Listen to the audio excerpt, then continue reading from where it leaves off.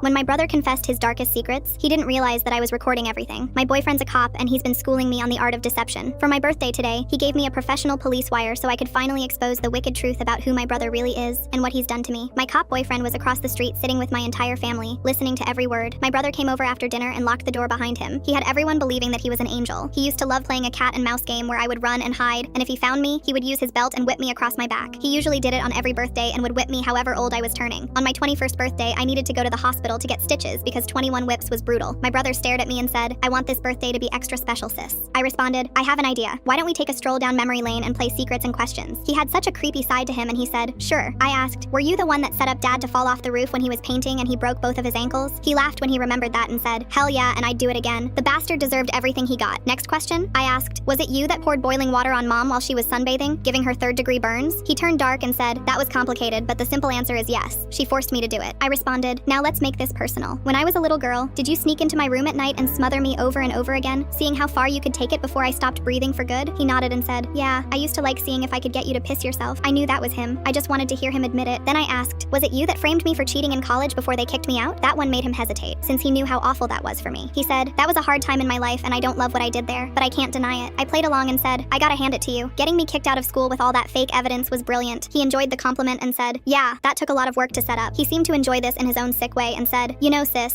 you're the only one that will ever know any of this, and I have to confess, it's kind of nice to be able to be honest for once. What else do you want to know?" I asked. "When I ended up in the hospital last summer and they found traces of cyanide in my system, how did that happen?" He got a sad look in his eyes and said, "That's a really tough one for me because I was in a very dark place. I had just lost another job and my girlfriend had dumped me. I was having so many troubled thoughts." I responded, "So, you decided to take it all out on me as usual, right?" He said, "Yeah, I did. But if it makes you feel any better, I was really scared that I had gone too far that time." I said, "How have you managed to lie and manipulate your way around our family for so long?" He smiled again and said, "They're easy to fool. Not one of them has very much wit or intelligence. All I need to do is throw them a few compliments and they're putty in my hands. I mean, you see how stupid Mom and Dad are." I was starting to enjoy this and was getting way more than I bargained for. I said, "Final question. How many times have you attempted to end my life? The absolute truth." He thought about it for a few seconds as if he was counting in his warped mind. He finally said, 7. I walked over to the front door, opened it, just enough so I could sneak out if I needed to. I looked him directly in the eye and said, "Revenge is best served cold and quietly." I showed him the wire under my shirt and said, "Our family members and the police have just heard everything you've said. From here on out, your life will never be the same and you will never harm me again. You sick, twisted bitch." He stared ahead, trembling and contorting with murderous rage. His soul was crumbling before me. Then right behind me, my cop boyfriend and my parents stepped in and glared at him. He broke. He got sentenced to 5 years in prison with no possibility of parole.